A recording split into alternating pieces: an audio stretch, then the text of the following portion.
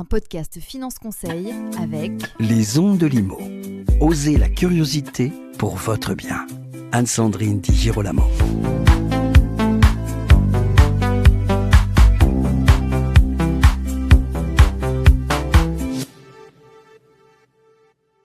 Acheter aujourd'hui dans le neuf ou dans l'ancien, est-ce le bon moment ? Faut-il attendre une baisse des taux ? Faut-il se lancer maintenant ? Ou bien est-ce qu'au fond, le moment parfait n'existe pas vraiment ? Pour répondre à ces questions et à bien d'autres, je reçois aujourd'hui avec plaisir Geoffrey Janssen, qui est directeur commercial de la région Hauts-de-France chez Finance Conseil. Bonjour Geoffrey. Bonjour Anne-Sandrine et merci de me recevoir. C'est avec grand plaisir, surtout qu'on a toujours un grand plaisir à échanger et je crois que la première question, elle va susciter une réponse assez intéressante. Est-ce que c'est le bon moment pour acheter et est-ce qu'au fond, cette question, elle n'est pas un peu superflue ? Alors, le bon moment, je dirais que si on ouvre la télé, BFM TV par exemple, on peut se dire qu'effectivement le bon moment, est-ce réellement le bon moment ? Le bon moment, c'est surtout le coup de cœur. Oui. Voilà. Parce que sinon, tout est anxiogène. Oui.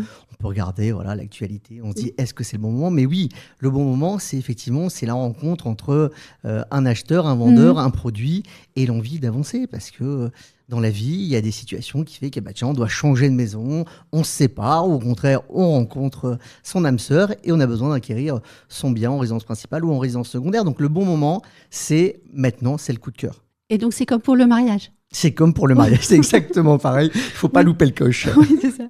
Et on entend aussi beaucoup de gens dire j'aurais dû acheter quand les taux étaient à 1%. Qu'est-ce qu'on en pense de ça ? Alors ça, il faut vraiment faire le deuil de toute façon des taux à 1% parce que ça n'existera plus. Et puis, il faut aussi relativiser parce que quand les taux étaient à 1%, l'immobilier était beaucoup plus cher, était 20-30% plus cher. Donc ces gens-là ont eu un taux effectivement exceptionnel. Et on en parlait encore hier avec mes collègues, il y avait des taux à 0,80 sur 25 ans, etc. Sauf qu'un bien qui aujourd'hui se vend 250 000 était vendu 300 000, 310 000. Et aujourd'hui, quand il se retrouve sur le marché 5 ans plus tard, il vaut peut-être plus ces 310 000 lors de l'acquisition. Donc non, je veux dire, oui, les taux à 1%, c'est extraordinaire, mais le marché était beaucoup plus haut. Et donc, ce que j'entends aussi, c'est que vous n'êtes pas finalement monsieur taux, et vous êtes bien plus que ça. Bien sûr, de toute façon, un projet immobilier ne se conditionne pas que pour la recherche d'un tarifaire et du taux. Il n'y a pas que le taux. Déjà, il y a l'assurance emprunteur, il y a les pénalités sur le prêt. Enfin, voilà. Et puis, quand on passe chez un courtier, il y a une notion d'accompagnement qu'on a qui est différente que quand on fait la démarche soi-même dans son propre établissement bancaire. Donc non, il n'y a pas que le taux, bien évidemment. Concrètement, comment les banques se comportent-elles aujourd'hui ? Écoutez, on est en début d'année, donc les banques sont plutôt enclins généralement à prêter en début d'année, puisque tous les feux sont ouverts pour les banques, c'est-à-dire nouveaux objectifs, donc des lignes de crédit à ouvrir, des prospects, de la collecte à faire. Donc même si le marché peut paraître un peu anxiogène, en tout cas pour les acquéreurs, mais pas du tout. En tout cas, en ce début d'année, c'est maintenant qu'il faut y aller, puisque les banques sont prêteuses. Moi, je suis personnellement assez marquée par un discours très différent. Il y a le discours des médias où effectivement on dit que les banques sont prêteuses et que quand on a un bon dossier, qu'on a travaillé ce dossier, normalement les choses peuvent se faire. Et puis de l'autre côté, quand on interroge monsieur, madame, tout le monde dans la rue, il y a quand même cette idée que les banques prêtent moins qu'avant. Oui, alors c'est totalement faux. Sincèrement, nous, les banques sont hyper demandeurs cette année, et même l'année dernière. Mais là, on le sent vraiment en début d'année, les objectifs sont plus forts. Et donc, du coup, elles ont des lignes de crédit à ouvrir. Et on sent qu'elles ont une volonté d'accompagner les clients. Et d'ailleurs, on le voit, parce que l'OAT, donc les banques empruntent sur le marché avec l'OAT. Et il a explosé avec la guerre en Iran. Et par contre, les banques sont toujours restées sur un tarifaire qui est assez bas, proche de fin 2025. Donc, on a des taux qui sont plus bas que l'OAT aujourd'hui. Donc, ça montre vraiment une volonté du partenaire bancaire d'accompagner les clients malgré la situation.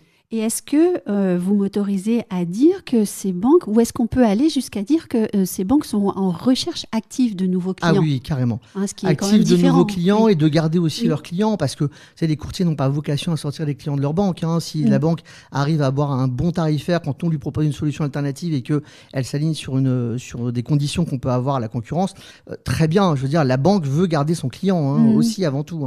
Il n'y a pas que des prospects à ramener en banque. La banque fait aussi en sorte de garder ses propres clients. Y compris ses primo-accédants ? Y compris ses primo-accédants. À quelles conditions en ce moment ?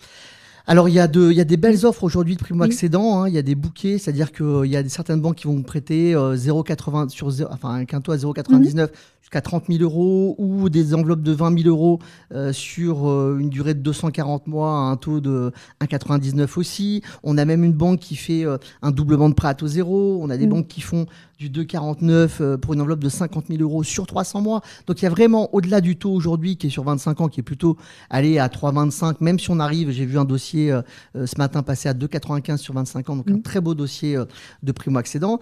On arrive à avoir pour monsieur et madame tout le monde des conditions quand même optimisées par l'offre des partenaires bancaires sur les primo-accédants. Et bien sûr, vous ne nous donnerez pas les noms. Non, Ici, je ne vous donnerai pas les noms. Il faut nous voir. consulter, bien sûr, bien évidemment.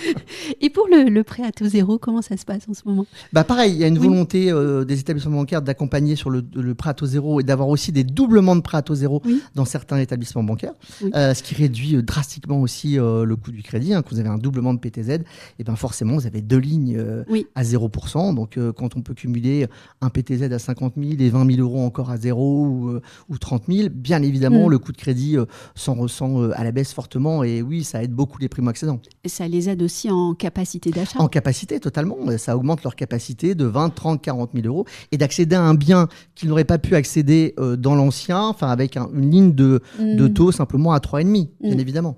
L'information, c'est le nerf de la guerre. L'information, c'est le nerf de la guerre, et quand le client ne va pas chercher l'information, qu'il vienne à nous, on lui donne. Oui, c'est pour cela que vous êtes là. J'aimerais aussi qu'on parle de la performance énergétique, parce que c'est quand même devenu un critère aussi pour les banques. C'est bien ça ? Oui, carrément. Aujourd'hui, on a beaucoup de partenaires bancaires qui accompagnent d'autant plus les clients avec un DPE qui n'est pas dégradé. Le DPE qui est dégradé, c'est à partir de FG, etc. Et quand on a un DPE qui va de A à B, on a des partenaires bancaires qui, au contraire, affectionnent le fait que les DPE soient de bonne qualité, et du coup offrent aussi, encore une fois, des 20 000 € à taux zéro, etc. ou des bonis de décote sur le taux, où on peut avoir des 0,20, 0,10, 0,30 quelquefois, moins cher, parce qu'on a un DPE de bonne qualité. Personnellement, j'ai été marquée par une histoire que vous m'avez racontée. Quelqu'un, on vous le recommande et il ne vous appelle pas. Est-ce que c'est pas là la plus grande erreur que de ne pas poser de questions ? Bien sûr, quand on nous appelle, bien sûr. L'idée, c'est vraiment de... Parce que, en plus, encore une fois, le courtier, lui, il est payé à la réussite. Donc, prendre un conseil, ça ne coûte rien. Donc, quand il va venir nous voir et qu'on va lui dire, voilà, on sait qu'on peut vous avoir telle condition pour votre profil, etc. Tant qu'on n'a pas débloqué un prêt et qu'on n'a pas solutionné le projet du client, voilà... il n'a rien payé, donc le conseil est gratuit. Alors après, il y a des mandats d'optimisation pour optimiser les solutions bancaires des clients, etc. Donc ça, c'est différent. Mais en tout cas, le client qui vient nous voir directement pour simplement avoir une information, c'est totalement gratuit. Et est-ce que dans ce monde perfusé aux médias, si je peux le dire comme ça, finalement, la plus grande erreur, c'est de penser qu'on sait ? Ah oui, ça c'est sûr. Qu'on a l'information. Bien évidemment. Alors ça nous arrive souvent, et surtout en métropole lilloise chez nous. On a beaucoup de cadres, de grosses structures environnantes. Je ne sais pas si vous connaissez la métropole. Et donc j'en ai souvent, moi, qui viennent avec leur ordinateur, qui ouvrent leur ordinateur en rendez-vous et qui s'affichent comme ça avec les taux de nos confrères en disant tiens, je sais que...